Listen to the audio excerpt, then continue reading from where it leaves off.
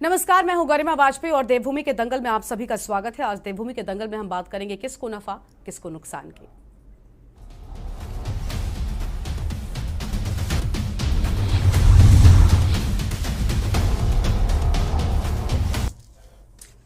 उत्तराखंड विधानसभा 2022 में भारतीय जनता पार्टी ने इस बार पिछले 20 सालों का मिथक तोड़ते हुए प्रचंड बहुमत के साथ में जीत हासिल की है। चुनाव से पहले कई नेताओं ने दल बदल की राजनीति की। कांग्रेस से बगावत कर सरिता आर्य और किशोर उपाध्याय भाजपा में शामिल होकर चुनाव लड़े और जीते, तो वहीं भाजपा से टूटकर कांग्रेस में शामिल होने वाले संजीव आर्य और अनुकृति गुसाई को हार के रूप में नुकसान हुआ। और नुकसान की अगर बात करें तो हरक सिंह रावत को ऐसे में सबसे ज्यादा नुकसान उठाना पड़ा है और इसी को लेकर आज हम चर्चा करेंगे। लेकिन इससे पहले हमारी एक खास रिपोर्ट देखिए।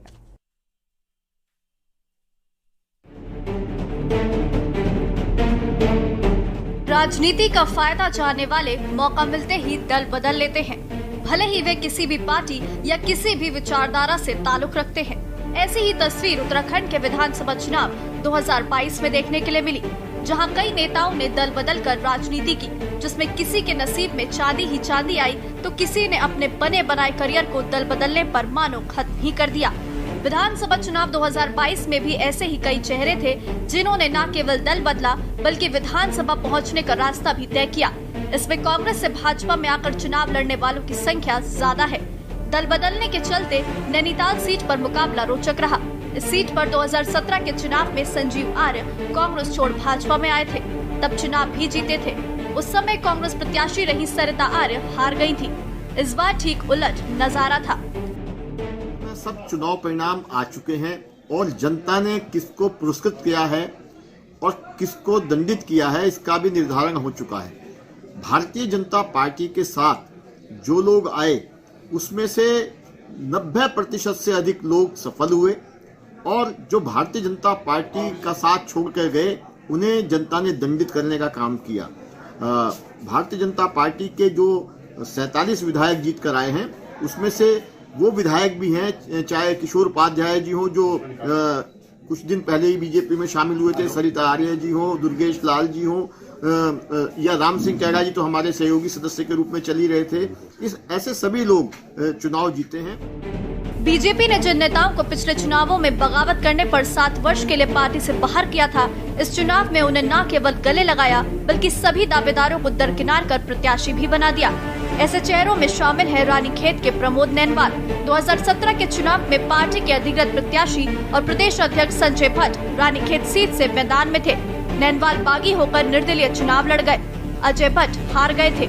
बाजी कांग्रेस प्रत्याशी के हाथ में लगी थी। तब पार्टी ने इन्हें 7 साल के लिए निष्कासित किया था, लेकिन 2022 में पार्टी ने नैनवाल पर उम्मीद जताई। नैनवाल पार्टी की उम्मीदों पर खरे उतरे और जीत हासिल की। यही तस्वीर लालकुआ सीट पर नजर आई, जहां जिला पंचायत चुनाव में पार्टी के घोषित प्रत्याशी के खिलाफ निर्दलीय मैदान में उतरे डॉक्टर मोहन सिंह बिष्ट जीत गए थे। तब पार्टी ने उन्हें निष्कासित किया था, लेकिन क्षेत्र में उनकी मेहनत को देखते हुए पार्टी ने प्रत्याशी बना दिया और उन्होंने कांग्रेस के दिग्गज नेता हरीश रावत को 17,527 वोटों से हरा दिया। इसके अलावा भाजपा से कांग्रेस में गए पूर्व कैबिनेट मंत्री यशपाल आर्य बाजपुर से चुनाव जीतने में सफल रहे। हालांकि उनके बेटे संजीव आर्य चुनाव हार गए हैं। भाजपा में एक अच्छे पद पर रहने वाले हरक सिंह रावत ने भी दल बदल कर कहीं न कहीं अपने राजनीतिक सफर के भविष्य को अंधेरे में डाल दिया। वहीं उनके पुत्रवधू अनुकृति गुसाई भी अपना पहला चुनाव हार गयी।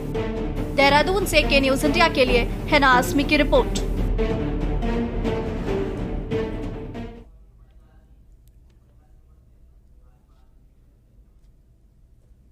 तो देवभूमि के दंगल में आज हम बातचीत करेंगे। हमारे साथ इसमें कई मेहमान भी जुड़ते रहेंगे, लेकिन फिलहाल हमारे साथ में पीसी थपलियाल जी हैं, वरिष्ठ प्रवक्ता हैं यूकेडी के, उनके पास चलते हैं। और साथ ही संगीता शर्मा हमारे साथ में जुड़ चुके हैं, आम आदमी पार्टी के प्रवक्ता हैं। गीता ठाकुर हमारे साथ में है, भारतीय जनता पार्टी के प्रवक्ता है। आप सभी का बहुत बहुत स्वागत हमारे इस कार्यक्रम में। सबसे पहले शुरुआत करते हैं भारतीय जनता पार्टी की गीता ठाकुर जी से।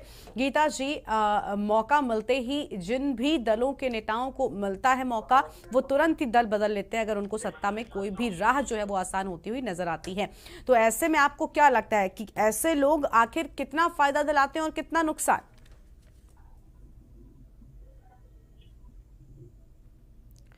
गीता जी, अब तक मेरी आवाज पहुंच रही है?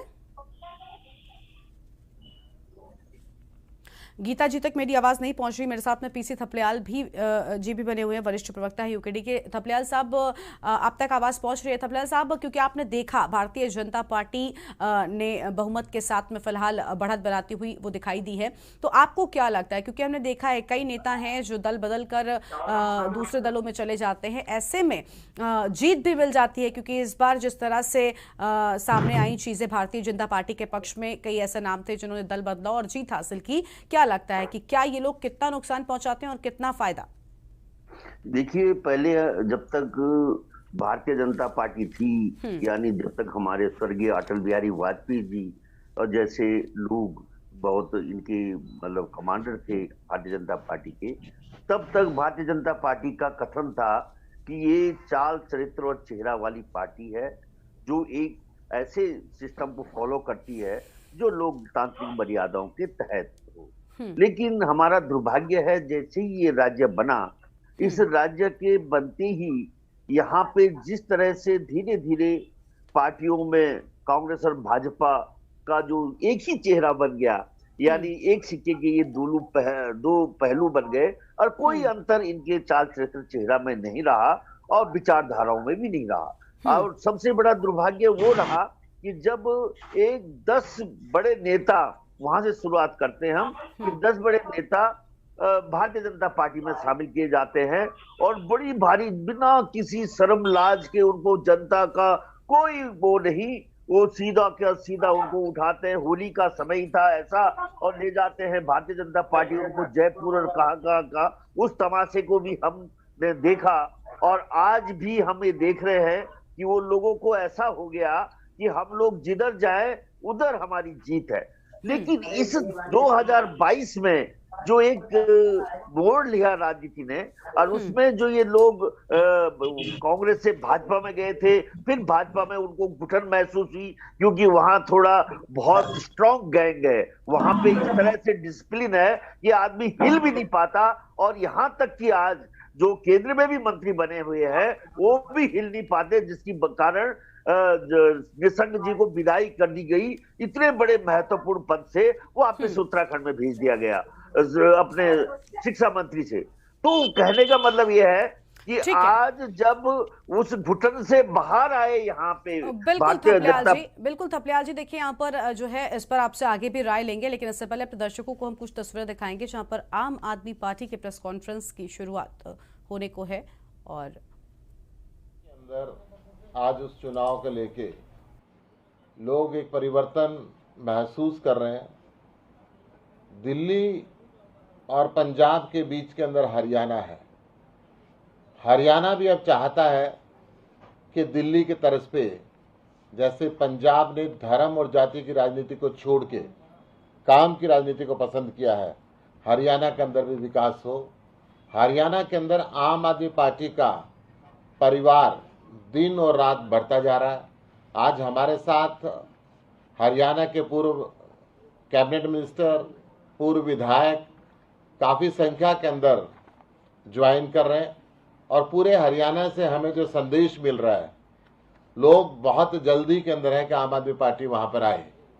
आज उन सभी की ज्वाइनिंग के लिए माननीय सत्येंद्र जैन जी हमारे स्वास्थ्य मंत्री, माननीय पंकज गुप्ता जी हमारे सेक्रेटरी नेशनल, माननीय एनडी गुप्ता जी हमारे कोषाध्यक्ष और सांसद आए हैं ज्वाइनिंग कराने के लिए। मैं पंकज गुप्ता जी से निवेदन करूंगा परिचय देके माननीय सत्येंद्र जैन जी के माध्यम से ज्वाइन करवाएं।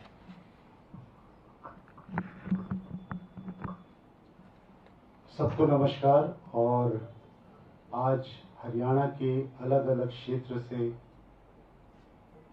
जो भी राजनीतिक संबंध रखने वाले महानुभाव आज हमारे साथ जुड़ रहे हैं, अलग अलग राजनीतिक दलों से जुड़ रहे हैं, गांव के सरपंच आज हमारे साथ जुड़ रहे हैं। ऐसी हस्तियां जिन्होंने अपने सामाजिक क्षेत्र में बहुत काम किया है कई वर्षों से और राजनीति के साथ भी जुड़े हुए हैं, वैसे भी आज व्यक्ति आज हमारे साथ जुड़ रहे हैं जिनके बारे में सत्येंद्र जी बताएंगे थोड़ी देर में। लेकिन जैसा सुशील जी ने कहा, आज सबसे महत्वपूर्ण बात यह है कि पंजाब के नतीजे ने पूरे देश में खलबली सी मचा दी है। एक ऐसी खलबली जिसमें देश का वो नागरिक, जो व्यक्ति भाजपा का कोई एक ये नहीं देख पा रहा था कि उसके विरोध में कौन खड़ा हो सकता है। तो आप सुन रहे थे आम आदमी पार्टी की प्रेस कॉन्फ्रेंस, जहां पर कई बड़ी बातें यहां पर कही जा रही थी। और अब वापस अपनी चर्चा पर आते हैं। पीसी थपलियाल जी हमारे साथ में लगातार बने हुए थे, कुछ कह रहे थे, उनके पास चलते। थपलियाल साहब, क्या कह रहे थे आप? अपनी बात पूरी करिए। तो मैंने कहा कि 2022 का जो सीनेरियो था और जो घुटन ये कांग्रेस के वो लोग जो एक ग्रुप बनाकर भारतीय जनता पार्टी का हिस्सा बने थे, वो वापसी आने की सोच रहे थे, क्योंकि उन्होंने सोचा कि इस बार कांग्रेस का टर्न है। यहाँ पे मिसकैलकुलेशन हो गया, क्योंकि इससे जब सबसे पहले आर्य जी आए उसको छोड़ के उस जमात को, तो आर्य जी एक ऐसे सीजन लीडर हैं कि जो कांग्रेस के एक भारी भरकम नेता थे और वो अपने बेटा को टिकट दिलाना चाहते थे। तो उनको जब ऐसा लगा कि भारतीय जनता पार्टी में संभव नहीं है, तो इस कंडीशन के साथ तो कांग्रेस में आ गए। जब कांग्रेस में उनका आना शुरू हुआ तो भारतीय जनता पार्टी के कान खड़े हो गए और उन्होंने पूरी watch, because Bharatiya Janata party एक ऐसी पार्टी है जो वेल ऑर्गेनाइज है, उन्होंने पूरी अपनी आंख इन पे लगा दी जो ये बागी लोग थे। और जब उनको लगा कि हरक सिंह भी यहां से वहां जम करने जा रहा है, क्योंकि उसको भी अपनी बहू के लिए टिकट चाहिए था, अपनी पत्नी के लिए टिकट चाहिए था, तो इस चीज को भांपते हुए उन्होंने जो हरक सिंह रावत को बाहर फेंका, पहल कर दी बाहर फेंकने की, पार्टी से बाहर करने की। ये उनकी बहुत बड़ी उपलब्धि थी और यही उनकी कारण बना विजय का, क्योंकि इस व्यक्ति का हमेशा एक ऐसा आवा मंडल रहा कि जिधर हरक सिंह रावत जाएगा उधर ही जीत होगी। लेकिन जब उसको पार्टी से बाहर का रास्ता दिखाया भारतीय जनता पार्टी ने, तो वो आभा मंडल में उसकी हवा निकली, और वो हवा इतनी ज्यादा निकली कि हरीश रावत ने तो जब उसको 10 दिन तक कांग्रेस की दरवाजे पे खड़ा रखा और जो बेइज्जती हरीश रावत ने उस व्यक्ति की उससे उसका जो कुछ था इस जीवन में कमाया हुआ वो ध्वस्त हो गया। और इसके कारण उस व्यक्ति का आगे जो सब जानते हैं कि क्या स्थिति हुई तमाम उन लोगों की, लेकिन जो इस मौके पर इस घुटन से बाहर हटे, इस पूरी प्रक्रिया से हरीश रावत के, मैंने पहले भी कहा था कि हरीश रावत उत्तराखंड की राजनीति का हमेशा खलनायक रहा है, मैं बहुत बार बोला हूं, कई बार आपकी इस चैनल में, और वो सिद्ध हुआ। और उस खलनायिका के कारण कई गुड लोग, यानी किशोर उपाध्याय जो इस पार्टी का अध्यक्ष था, पूर्व अध्यक्ष, और पूर्व अध्यक्ष को अगर पार्टी छोड़नी पड़े तो निश्चित रूप से बहुत बड़ा आत्ममंथन करना पड़ेगा पार्टी को। बिल्कुल थपलियाल जी, आत्ममंथन करने की जरूरत तो देखिए है, क्योंकि ऐसे में नैतिकता जो है वो भी मर जाती है, क्योंकि आप भले ही किसी विचारधारा से ताल्लुक न रखते हो, लेकिन राजनीतिक फायदे के लिए हमने देखा है, और इस बार के चुनावों में भी देखने को मिला भारतीय जनता पार्टी कांग्रेस दोनों में ही कि दल इधर उधर दलों के नेता जो है वो हुए हैं। और हमारे साथ में कुलदीप राणा जी भी जुड़ चुके हैं, वरिष्ठ पत्रकार हैं, अभी भी जुड़े हैं। आपका भी स्वागत है कुलदीप जी। आपसे भी पहले प्रतिक्रिया ले लेते हैं, बाद में अपने बाकी मेहमानों के पास आएंगे।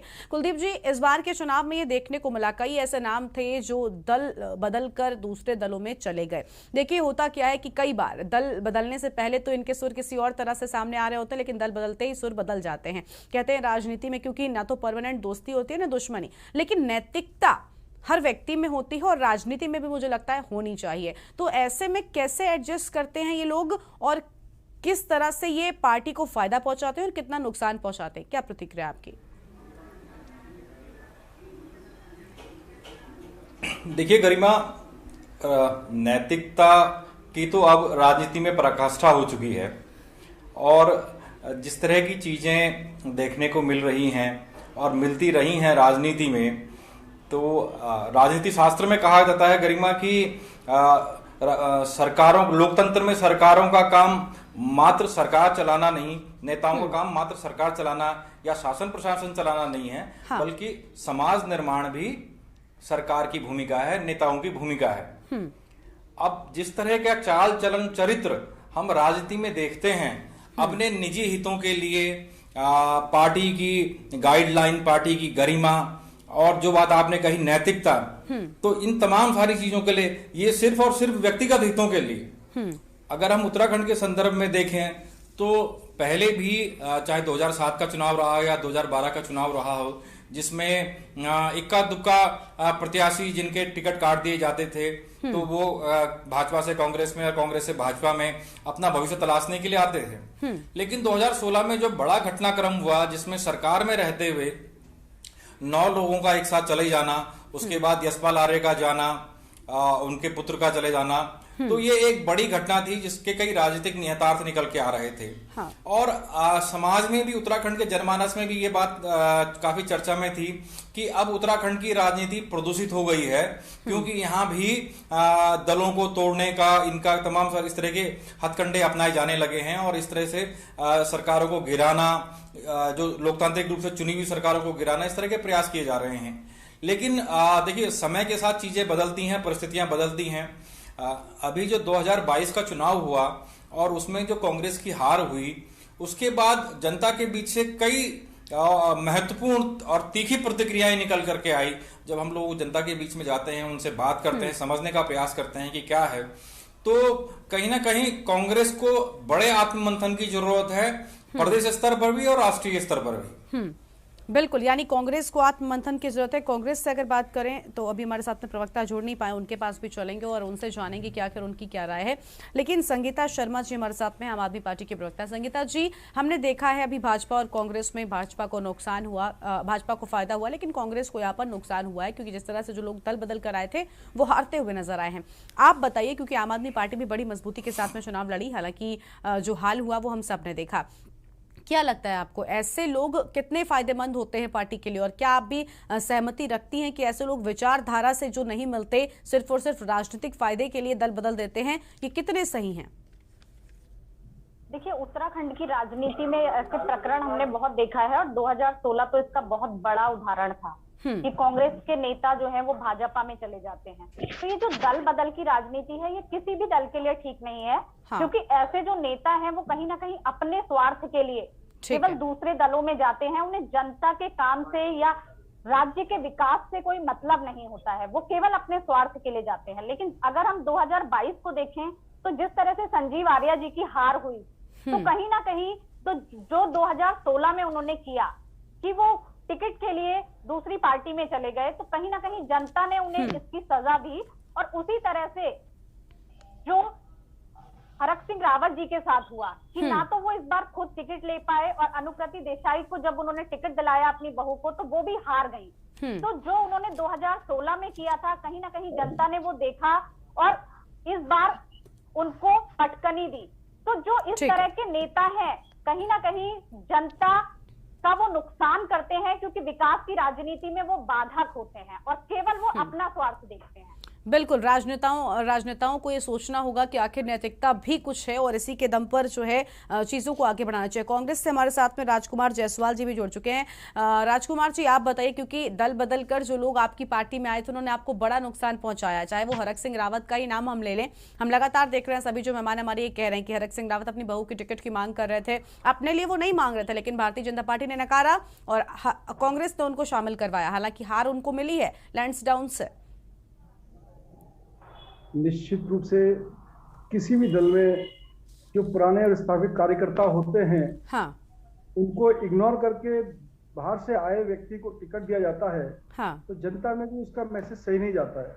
ठीक है, यानी आप इस बात को एक्सेप्ट कर रहे हैं यहाँ पर, क्योंकि कांग्रेस पार्टी ने उनका स्वागत किया, उनको शामिल करवाया, और आप कह रहे हैं कि उनको यहाँ पर ले जाने के चलते बाकी के प्रत्याशियों को टिकट नहीं दी गई।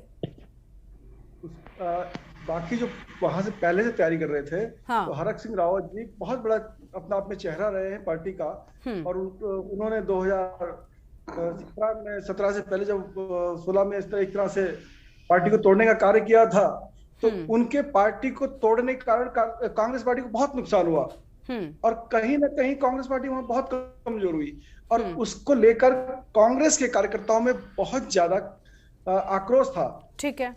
और जिसका परिणाम आज आपके सामने है।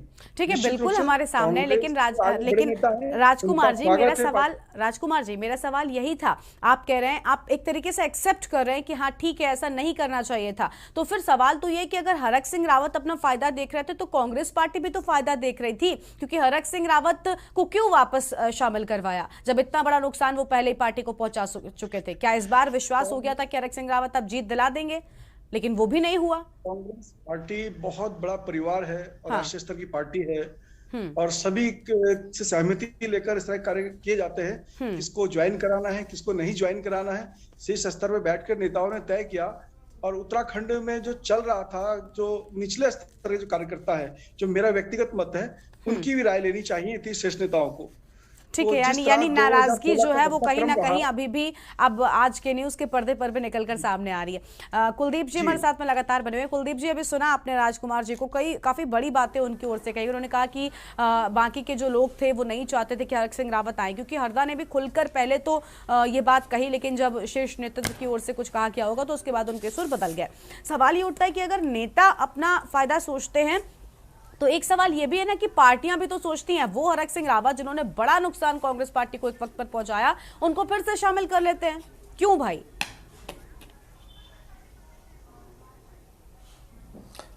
बिल्कुल गरिमा, देखिए ये बड़ी अच्छी बात है कि जो राजकुमार जायसवाल जी ने जिस तरीके से सच को स्वीकार किया, और इसके लिए बड़ा मादा चाहिए कि इस तरीके से टेलीविजन में आकर के समाचार चैनल में अपनी पार्टी की खामियों को स्वीकार करना। हालांकि जिस तरह की चीजें हुई हैं और होती रही हैं उत्तराखंड कांग्रेस में, मैं विगत कई वर्षों से देख रहा हूं कि पार्टी के अंदर की जो आंतरिक गुटबाजी रही है और भीतरघात और अंतरकलह है, और अब तो एक नई चीज और भी देखने को मिल रही है कि जिस तरह से चुनाव के बाद का जो घटनाक्रम हो रहा है उससे साफ पता चल रहा है कि कांग्रेस पार्टी के भीतर कितनी ज्यादा अराजकता है। और इसका बड़ा कारण यह है कि कांग्रेस पार्टी में जो उनके राष्ट्रीय नेतृत्व है और प्रदेश नेतृत्व है उसको लेकर के एक मत नहीं है। अभी पीसी थपलियाल जी भारतीय जनता पार्टी की बात कर रहे थे। ये इसमें कोई दराय नहीं है कि भारतीय जनता पार्टी का संगठन, और ये बात मैं गरिमा कई बार आप ही के चैनल के माध्यम से भी कह चुका हूं कि मैंने पहले भी कहा था कि उत्तराखंड में कांग्रेस की स्थिति इतनी मजबूत, संगठनात्मक स्थिति इतनी मजबूत नहीं है जितनी संगठनात्मक स्थिति भाजपा की मजबूत है। लेकिन भाजपा के पास नेतृत्व का अभाव है, कांग्रेस के पास नेतृत्व है हरीश रावत के रूप में। ये बात मैंने पहले भी कही थी। लेकिन जिस तरीके से देखिए चुनाव जो होता है वो मात्र नेतृत्व ही नहीं लड़ता है, वो पार्टी संगठन चुनाव लड़ती है।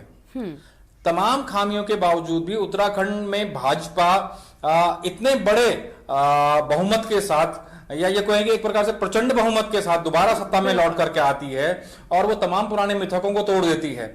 हालांकि वहां भी मुख्यमंत्री रहे जो धामी हैं वो भी चुनाव हारे हैं, लेकिन उसके बावजूद भी संगठन, यहां देखने वाली बात यह है कि संगठन की जीत हुई है और उनके पार्टी के लोग निकल करके आए हैं। उसका बड़ा कारण यह है कि उनका अपने राष्ट्रीय नेतृत्व के प्रति और अपने उनके जो पार्टी अध्यक्ष के प्रति जो उनका समर्पण है और वहां जो अनुशासन है, अगर यही अनुशासन, इसका थोड़ा भी अनुशासन अगर कांग्रेस में देखने को मिलता तो ये जो स्थिति है निकल के आई उत्तराखंड में, ये और बेहतर स्थिति में हो सकते हैं। ठीक है, यानी अनुशासन की कहीं ना कहीं कमी है। लेकिन कुलदीप जी, हम इस पर सिर्फ कांग्रेस से ही सवाल नहीं उठा रहे, या कांग्रेस पार्टी पर ही सवाल नहीं उठा रहे, क्योंकि जिस तरह से सरिता आर्य का अगर हम नाम ले लें, टिकट न मिलने के चलते वो भी नाराज नजर आई थी प्रियंका गांधी से, और भारतीय जनता पार्टी में जाती हैं और भारतीय जनता पार्टी उनको भी शामिल करवा लेती है। तो देखिए, पार्टी भी सिर्फ अपना फायदा सोच रही है, वो भी जिताऊ कैंडिडेट को ही मैदान में उतारना चाहती है, वो कोई भी पार्टी हो। तो ऐसे में सवाल ये उठता है ना कि आखिर हर एक पार्टी में ऐसे कुछ प्रत्याशी होते हैं जो सालों से मेहनत कर रहे होते हैं अपने क्षेत्र में टिकट के लिए, उनको किनारे कर दिया जाता है और दूसरी पार्टी से आए लोगों को टिकट देकर मौका दे दिया जाता है। तो ऐसे में नुकसान होता है, नैतिकता की हत्या होती है। एक फिर से थपलियाल साहब के पास चलेंगे। थपलियाल साहब, क्या कहना है आपका? ऐसे में क्या पार्टियों को भी सोचना चाहिए? देखिए, आप बहुत बारीकी से अगर देखें तो आज राजनीति का स्वरूप बदल चुका है। राजनीति एक व्यवसाय बन चुकी है, और ये जो 20 साल से हमारे भारतीय जनता पार्टी और कांग्रेस में जो नेता उभर के आए हैं, ये चेहरे बन चुके हैं। जिस तरह से क्रिकेट में सचिन तेंदुलकर और हमारे गावस्कर चेहरे ऐसे लोग होते हैं कि जिनको आईपीएल भी लेना चाहता है। तो अब ये जो पार्टियां हैं आईपीएल मैच खेल रही हैं, पहले क्रिकेट मैच होता था इनके बीच में, अभी उठा लेते हैं किसी भी प्लेयर को। और इस समय आपने बारीकी से अगर देखा होगा तो कांग्रेस की इतनी मजबूत स्थिति थी कि जब राहुल गांधी की यहाँ पे रैली हुई थी तो परेड ग्राउंड में माननीय मोदी जी से भी ज्यादा भीड़ इकट्ठी हुई थी। इतना उत्साह भर गया था कि उससे एक अहंकार पैदा हो गया कांग्रेस की क्षेत्रीय राजनीति में, और वो क्षेत्रीय राजनीति में उसको पगला दिया उसने कि जहां नेता मुख्यमंत्री सपने में भी कहने लग गया, वो उसकी समस्या हुई। इसलिए जनता को वो बहुत अच्छा नहीं लगा, क्योंकि जो हरक सिंह एक छोटा मोटा नेता नहीं है इस राज्य का, वो गावस्कर है इस राज्य की राजनीति का, सुनील गावस्कर है। उस व्यक्ति को जहां जाता है, उसकी बहू ऐसे हारी नहीं है, उसकी बहू सेकंड नंबर पे आई है। आप ये देखिए, उसकी बहू की जमानत जब्त नहीं हुई है। लेकिन सिचुएशन क्या है कि भारतीय जनता पार्टी का जो संगठन काम कर रहा था वो इतनी मजबूती से काम कर रहा था कि उसने जितने भी कमजोरियां होती हैं उन कमजोरियों का पूरा फायदा उठाया। और जब ये हरक सिंह को 10 दिन हरीश रावत ने खड़ा किया, वो लाइन में रख के रखा हाईकमांड के, तो उससे जो उसको वो नर्वस हो गया, वो नेता में जो एक उत्साह था, एक तो पहले उसको भारतीय जनता पार्टी ने हतोत्साहित कर दिया निकाल कर, उसके बाद हरीश रावत ने उसको यहाँ हतोत्साहित कर दिया, तो वो जो लड़ाई का जो उसका जोश था वो खत्म हो गया। वो चाह रहा था कि मेरे को चौबटिया खाल से टिकट दे। अगर इस व्यक्ति को चौबटिया खाल से हरीश रावत लड़ने देता तो गढ़वाल की सीटें सभी भारतीय जनता पार्टी हारने की कगार में थी कि एंटी कम्युनिटी इतना ज्यादा असरदार था कि मैं खुद जानता हूं कि सतपाल महाराज हारने वाला था, ये दलित जो लॉकडाउन से जीता ये हारने वाला था। लेकिन हरीश रावत ने ये नहीं होने दिया, उसको ये भय लगा कि कहीं मेरी लीडरशिप को ये हरक सिंह चैलेंज तो नहीं कर देगा। ठीक है, यानी भीतरी कलह के चलते कहीं ना कहीं पार्टियां जो है वो सिर्फ और सिर्फ अपना फायदा चाहती हैं और पार्टी के फायदे के लिए भी उतना काम नहीं कर पाती। आपसे आगे भी इस पर राय लेंगे हम थपलियाल साहब, लेकिन फिलहाल एक छोटे से ब्रेक का वक्त हो रहा है। देवभूमि के दंगल में जल्द लौटेंगे।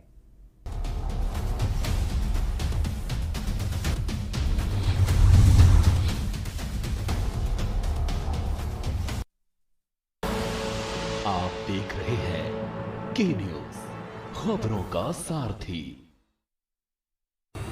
21वीं सदी का भारत आज विकास की अभूतपूर्व गति के साथ आगे बढ़ रहा है, और यह सब संभव हो रहा है अपना कर्तव्य निभाते हमारे आय करदाताओं के योगदान से। याद रखें, उन सभी करदाताओं को जिनके खातों का ऑडिट अनिवार्य है, निर्धारण वर्ष 2021-22 की अपनी टैक्स रिटर्न 15 मार्च 2022 तक फाइल करनी होगी। इसलिए 15 मार्च 2022 तक अपने इनकम टैक्स रिटर्न अवश्य फाइल करें। यदि आप ऐसा नहीं करते हैं तो आप ब्याज या दंड के लिए उत्तरदायी हो सकते हैं।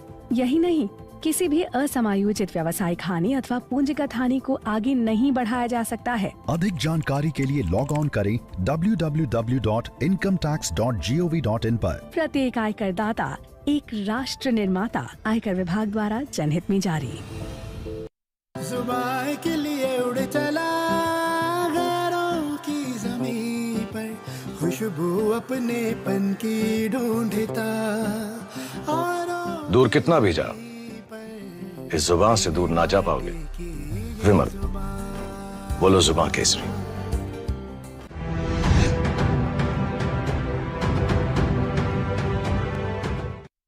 खुदी को आजमाया है तो ये अंदाज आया है, खुदी को आजमाया है तो ये अंदाज आया है। तुम में भी मैं हूं, शुद्ध प्लस पान मसाला। आप देख रहे हैं के न्यूज, खबरों का सारथी।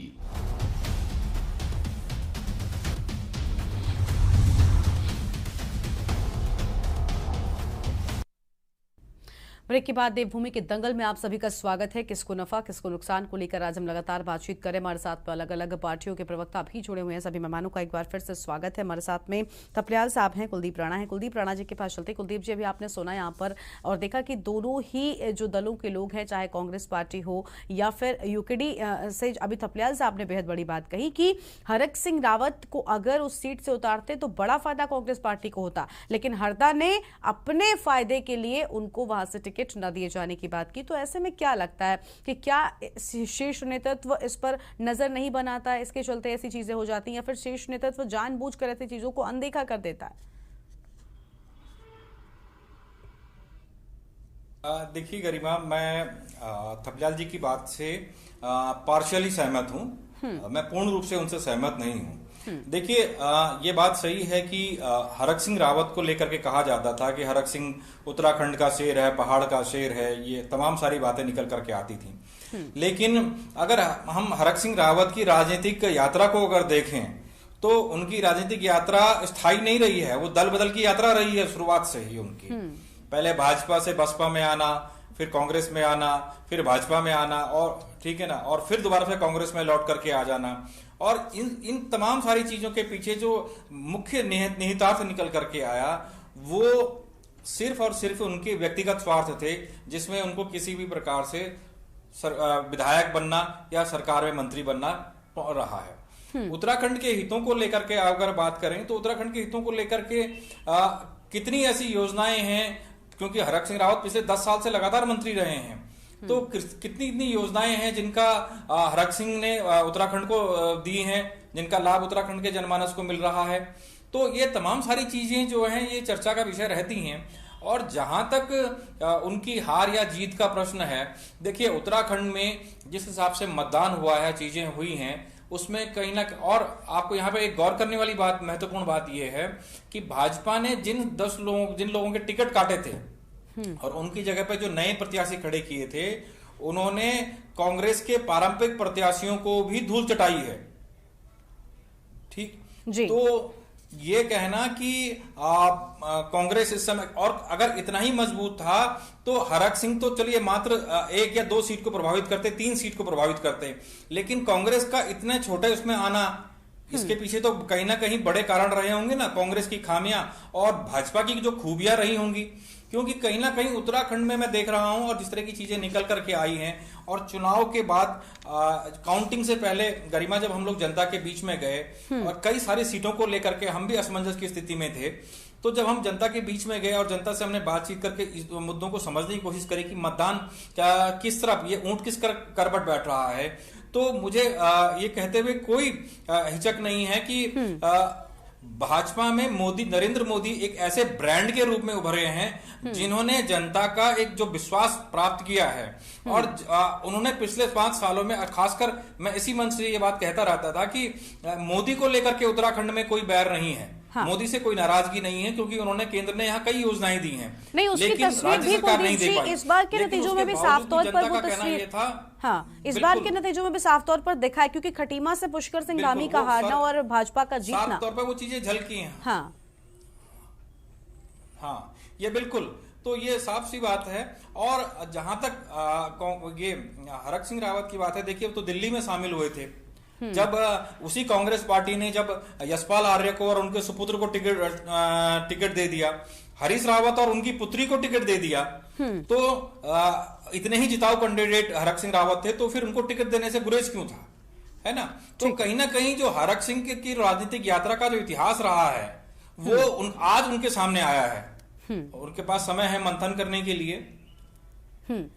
ठीक है, यानी मंथन करना चाहिए लोगों को, ताकि जो चीजें हैं वो क्लियर हो सके, और साथ ही साथ सोचना चाहिए कि आखिर दल बदल की जो राजनीति है वो कितना फायदा और कितना नुकसान पहुंचाती है। संगीता शर्मा जी हमारे साथ में लगातार बनी। संगीता जी, आप बताइए, क्योंकि आम आदमी पार्टी ने बहुत कोशिश की, अभी नई है इसलिए ज्यादा लोग ऐसा कुछ देखने को नहीं मिल रहा है जहां पर नेता जो है वो आ जा रहे हों, लेकिन क्या लगता है आपको, दल बदल की राजनीति में क्या रिस्क है, या फिर जनता ही तय करती है कि किसको जिताना है और किसको हराना है?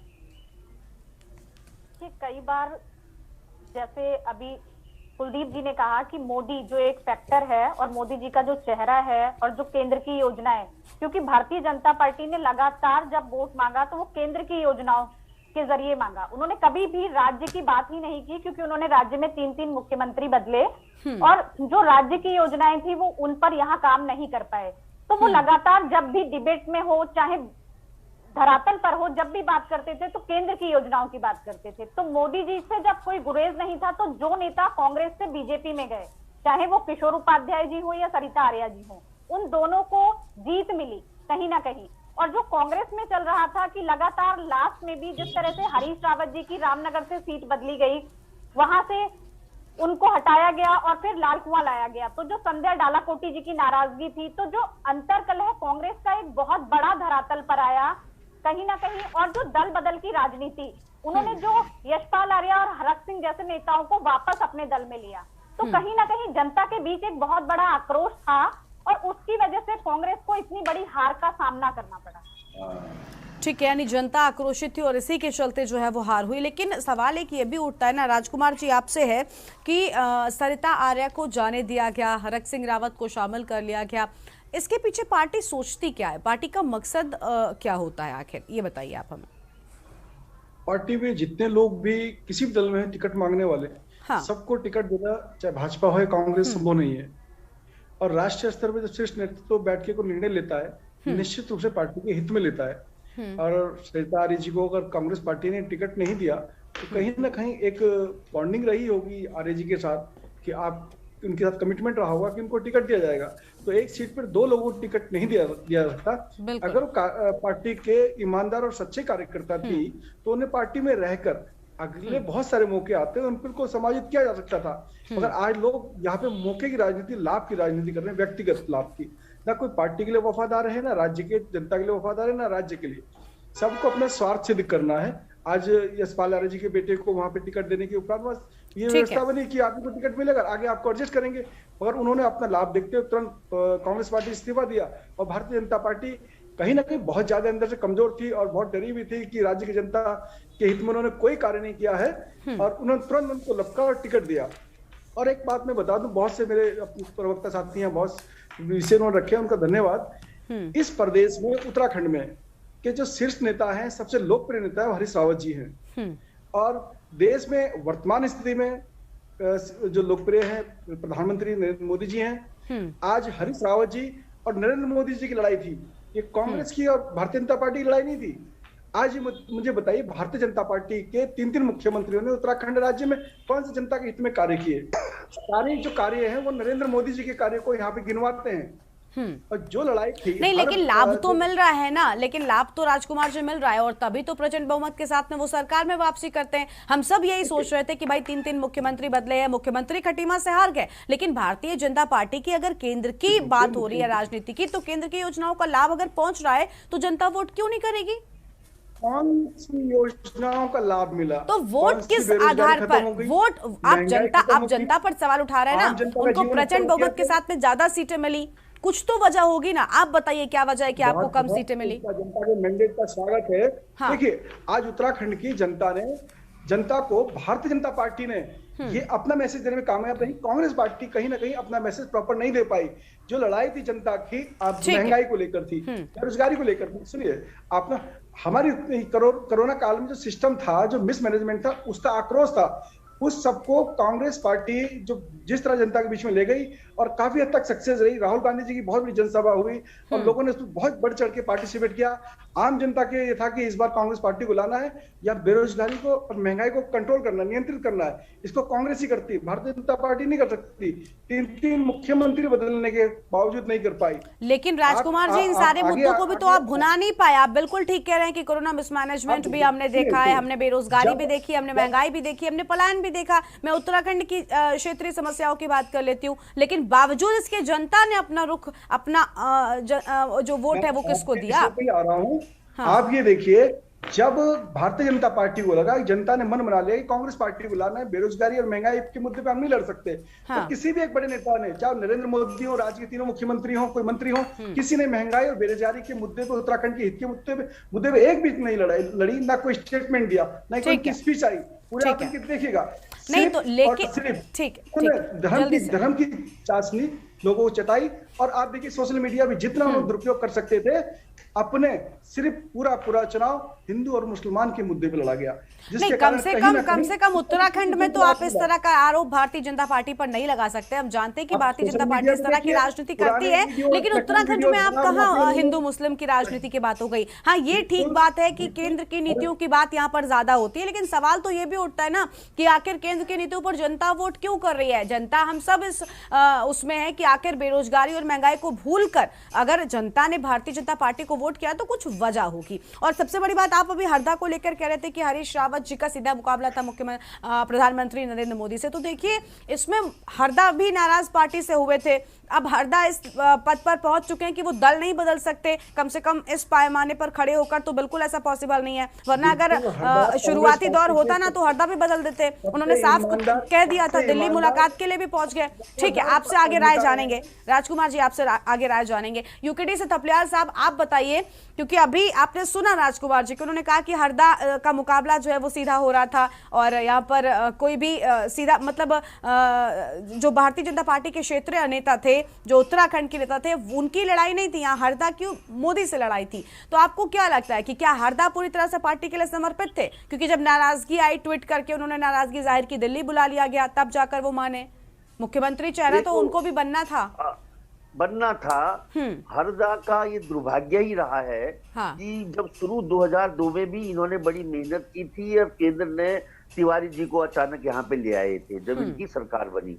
लेकिन इस समय भी उनको बड़ा अजीब सा लगा कि केंद्र ने एकदम से नहीं बोला कि हम हरीश रावत जी को यहाँ का चेहरा बनाते हैं। हमेशा लगा, हम देखते रहे, जनता ये महसूस करती रही कि जो केंद्र है, केंद्र का हाथ हरदा के पीठ पे मजबूती से नहीं था।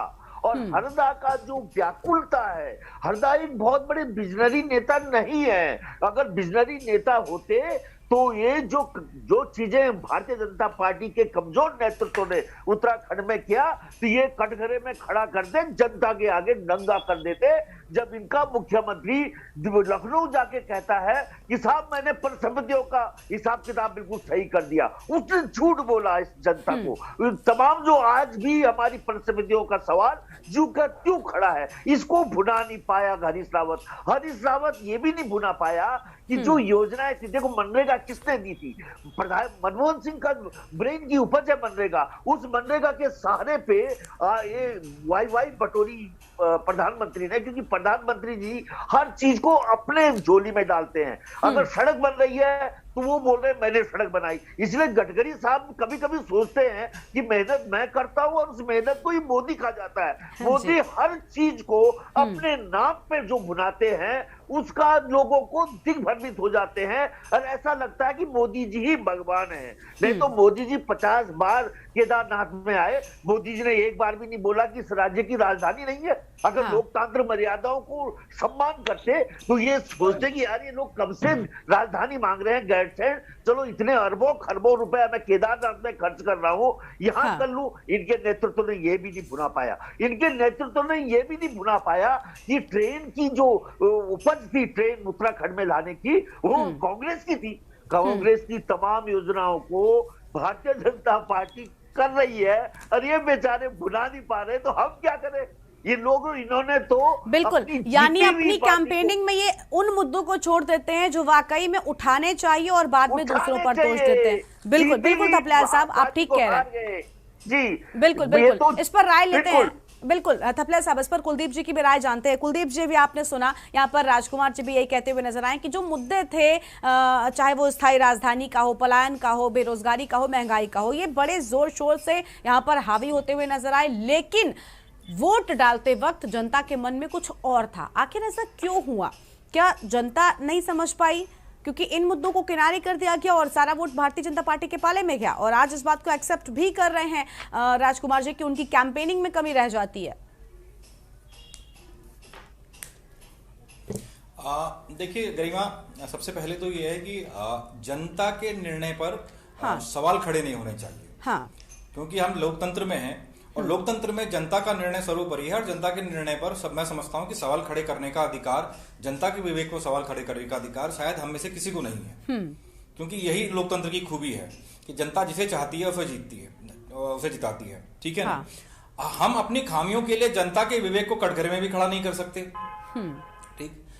मैंने पहले भी कई बार इस मंच पे कहा और आज मैं आपके माध्यम से पीसी थपलियाल जी से भी एक बात पूछना चाहूंगा कि अगर भाजपा या नरेंद्र मोदी गैरसैंण के लिए जिम्मेदार हैं, तो उत्तराखंड क्रांति दल जो पिछले कई दशकों से उत्तराखंड की इसने लड़ाई लड़ी, हम भी विद्यार्थी काल में उत्तराखंड क्रांति दल के बैनर के पीछे हम भी थे पुलिस के डंडे खाने वाले लोगों में, लेकिन राज्य बनने के बाद उत्तराखंड क्रांति दल ने गैरसैंण की मशाल को उतनी बुलंदता से, उतने उज्ज्वलता से क्यों नहीं जला के रखा उस मशाल को, जितना उत्तराखंड आंदोलन की मशाल को जला के रखा।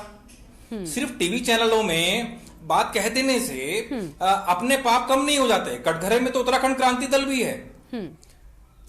और जहां तक उत्तराखंड की बात है, मैंने देखिए गरिमा, मैंने अक्सर ये बात कही है। हाँ थपलियाल जी, आप अपने मत पे कहिएगा। मैं उत्तराखंड के बारे में आपसे, मैंने पहले भी कई बार इसी चैनल पे ये बात कही है कि उत्तराखंड की जनता का जो चरित्र है वो राष्ट्रीयता से जुड़ा हुआ है। कारण क्या है कि ये सीमांत प्रदेश है एक तो, और दूसरा यहाँ सैन्य बाहुल प्रदेश है, ठीक है।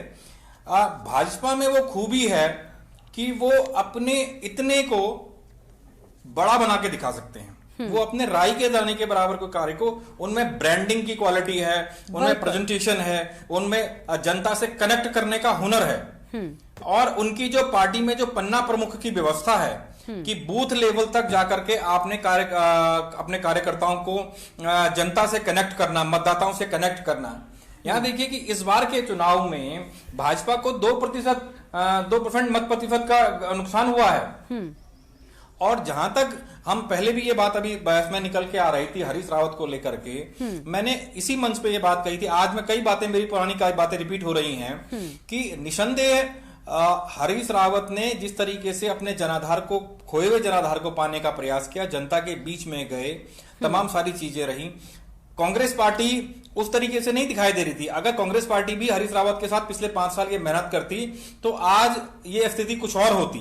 लेकिन जिस तरह की चीजें निकल करके आई, लेकिन मैंने तब भी ये बात कही थी कि हरीश रावत ने अपना खोया हुआ जनाधार तो पाने का प्रयास तो किया है, लेकिन उनका ये जनाधार जनमत में कितना बदलता है ये चुनाव में पता लगेगा। और चुनाव में हमने देख लिया कि हरीश रावत का जनाधार जनमत में नहीं बदला है।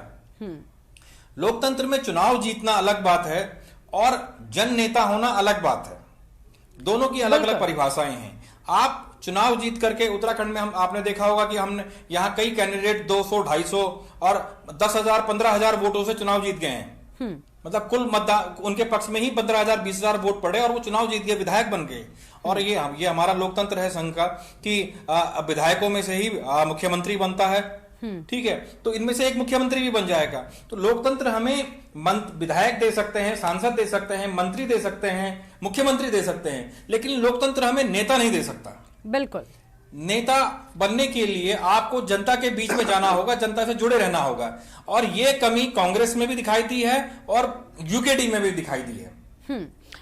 ठीक है। आम आदमी पार्टी के पास चलते हैं। थपलियाल साहब, आपसे हम जवाब ले लेंगे, आपको कहना चाह रहे थे, लेकिन संगीता जी भी बहुत देर से हमारे साथ में बनी। संगीता जी, आप बताइए, अभी देखिए आम आदमी पार्टी, कांग्रेस पार्टी माफ कीजिएगा, या फिर भारतीय जनता पार्टी या यूकेडी, इन सब के बीच में यही चर्चा चल रही है कि किस तरह से जो नेता हैं वो बदल जाते हैं, एक दूसरे की पार्टी में जाकर जो समीकरण है उनको बिगाड़ देते हैं। आपको क्या लगता है कि क्या इस तरह की स्थिति कभी आम आदमी पार्टी के सामने आती है? क्योंकि अगर आप राजनीति में सक्रिय हैं तो आगे चलकर इस तरह की स्थितियां सामने आएंगी। ऐसे में आपकी ओर से किस तरह के कदम उठाए जाएंगे? देखिए, अभी तो हम पहली बार विधानसभा चुनाव लड़े और उस आगे की अब तैयारी है, क्योंकि अब हम पीछे मुड़ने वाले नहीं हैं और लगातार उत्तराखंड में बन करके और जनता के बीच जुड़े रहेंगे और जनता के लिए काम करते रहेंगे। क्या कमी रह गई बन करके? लेकिन जो इस बार संगीता जी, कमी कहां पर रह गई थी? क्योंकि बड़ी कोशिश आप कर रहे थे। आपको क्या लगता है, अभी राजकुमार जी अपनी कमी को यहां पर आज एक्सेप्ट करते हुए नजर आए कि कैंपेनिंग में कुछ कमी रह जाती, जिसके चलते मोदी फैक्टर उत्तराखंड में काम कर जाता है। आपकी कैंपेनिंग में कहां कमी रह गई? देखिए गरिमा जी, मैं भी यही कहना चाहूंगी कि जिस तरह से हम अपनी बात को जनता तक पहुंचा रहे थे, तो कहीं ना कहीं वो कमी ही रही होगी कि हम जनता के दिल तक उस बात को नहीं पहुंचा पाए, या वो बात जनता के दिल तक नहीं छू पाई। इसीलिए आम आदमी पार्टी को वोट नहीं मिला और हमारी यहाँ से कोई भी सीट नहीं आई।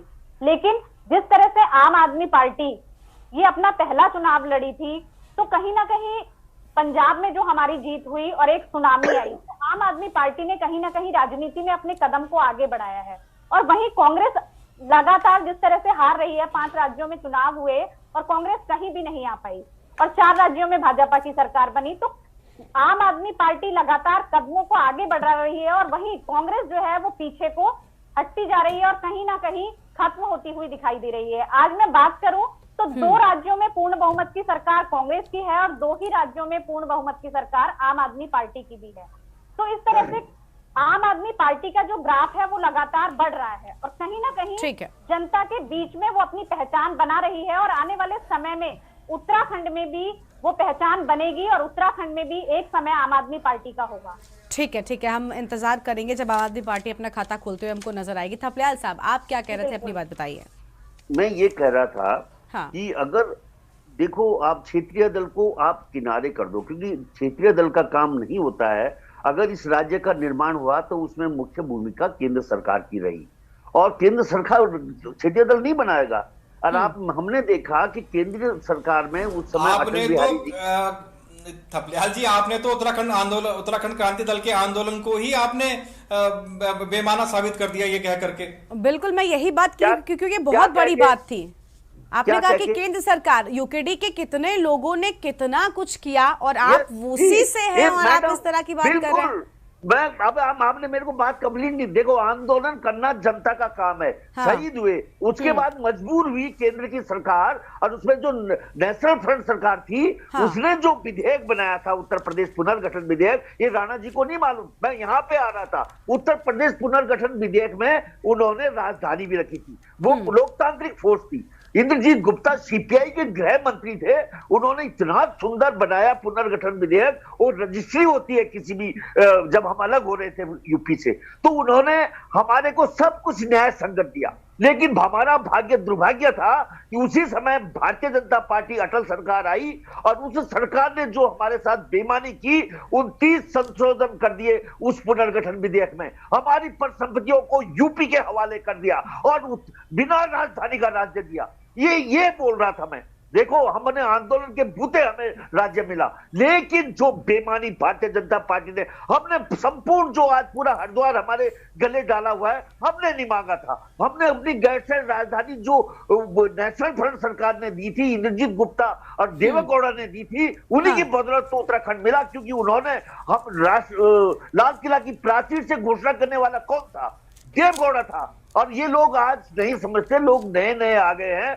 और जिस तरह से भारतीय जनता पार्टी लगातार हमारे साथ, जो 2 अक्टूबर हुआ, 2 अक्टूबर में जो हमारे साथ कत्लेआम हुआ रामपुर चौराहे पे, उसका न्याय भी भारतीय जनता पार्टी ने नहीं दिया, बल्कि उस डीएम को राजनाथ सिंह ने अपने मुख्यमंत्री काल में अपना सचिव बनाया। और आज भी भारतीय जनता पार्टी के राज में वो अनंत कुमार सिंह वहां पे ट्रिब्यूनल का हेड बना रखा इन्होंने।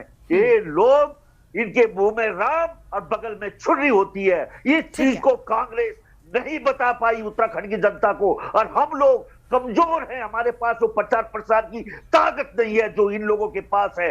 इन्हों के हेलीकॉप्टर आते हैं, हेलीकॉप्टर में प्रधानमंत्री टोपी पहनता है, दादा भुल्लो कह के हमें सीधी सादी जनता को बेवकूफ बनाता है। इस तरह की जो चीजें होती हैं। थपलियाल साहब, अगर आप जनता के बीच जाएंगे लेकिन आप काम करेंगे तो ऐसा तो नहीं है, अगर आप इतना लड़े हैं, आज भी जब बात होती है कि कृष्ण क्रांति की उत्तराखंड राज्य के निर्माण में, तो सबसे पहले हम यूकेडी का नाम लेते हैं क्योंकि उस दौर में यूकेडी की ओर से मेहनत की गई। हम मानते हैं कि हम नए लोग हैं, मैं तो उस वक्त पैदा भी नहीं हुई थी, लेकिन फिर भी मैंने किताबों में पढ़कर जो सीखा है वो मैं जानती हूँ, इसलिए मैं कह रही हूँ ना कि यूकेडी ने काम किया। अब आज अगर आप कैंपेनिंग नहीं करेंगे, जाएंगे नहीं जनता के बीच में, बताएंगे नहीं, मुद्दों को भुनाएंगे नहीं, तो इसके लिए तो नए लोग जिम्मेदार नहीं होंगे। खैर, कुलदीप जी से जवाब लेते, वो कुछ कहना चाह रहे थे। कुलदीप जी, क्या कहेंगे आप? देखिए गरिमा, मुझे बेहद निराशा हुई थपलियाल जी की बातों को सुनकर के, जी, है ना। हालांकि ये कह रहे हैं कि नए लोगों को नहीं मालूम, हाँ। लेकिन नए लोगों को उत्तराखंड क्रांति दल में कई नेताओं की करतूतें भी मालूम है। ठीक है, इसलिए नए लोगों को नहीं मालूम ये बात ना कहें, ठीक। और अगर उत्तराखंड क्रांति दल कहीं दिखता है तो ये उत्तराखंड क्रांति दल के लोगों की वजह से नहीं, हाँ। ये दिखता है सिर्फ इसलिए क्योंकि उत्तराखंड के जो पत्रकार हैं वो अपने इस क्षेत्रीय दल के प्रति जो भावना रखते हैं, क्योंकि ये हम तमाम लोग जो हैं उसी दौर के लोग हैं जब हम लोग पढ़ा करते थे और हमारे स्कूलों में छुट्टियां हम लोगों को आंदोलन में जाना पड़ता था। हमारे घर परिवारों के लोग गए हैं आंदोलन में, हम लोगों ने आंदोलन में भाग लिया है। आज भी इस हाथ पर मुझे पुलिस की, उत्तर प्रदेश पुलिस की पीएसी की लाठी याद है जो इस हाथ पे लगी थी। तो ये तमाम सारी चीजें हैं, तो इसलिए एक अकेले झंडे बरदार ये रहे हों, ये बात तो मुझे अफसोस है इस बात के कि ये इस तरह की बात कर रहे हैं। और उत्तराखंड में जमीन भूमाफियाओं में कितने लोग हैं, कितने दल के लोग हैं, सभी जानते हैं। ठीक है ना, बिल्कुल हम भारतीय जनता पार्टी के लोगों को या कांग्रेस के लोगों को या आम आदमी पार्टी के लोगों को भी दूध का धुला नहीं कर रहे हैं। लेकिन उत्तराखंड क्रांति दल, जब उत्तराखंड का आंदोलन चल रहा था तब ये सारे दल, खैर तब तो आम आदमी पार्टी नहीं हुई थी, लेकिन कांग्रेस भी और भाजपा के लोग भी और तमाम जो अन्य वामपंथी जो उत्तराखंड के नेता लोग रहे हैं, तमाम लोग उत्तराखंड क्रांति दल के बैनर के तले ही ये आंदोलन लड़ रहे थे। ठीक है, बिल्कुल सही। मुझे आज भी वर्ष 1997 में लोकसभा में जनरल खंडूड़ी का वो भाषण याद है जो उन्होंने उस समय पूर्व मुख्यमंत्री चंद्रशेखर राव को उत्तराखंड राज्य के विरोध में बात कहते हुए उनको टोकते हुए दिया था। मुझे आज भी वो चीजें याद हैं। और देखिए, जनाधार उत्तराखंड क्रांति दल ने खोया है।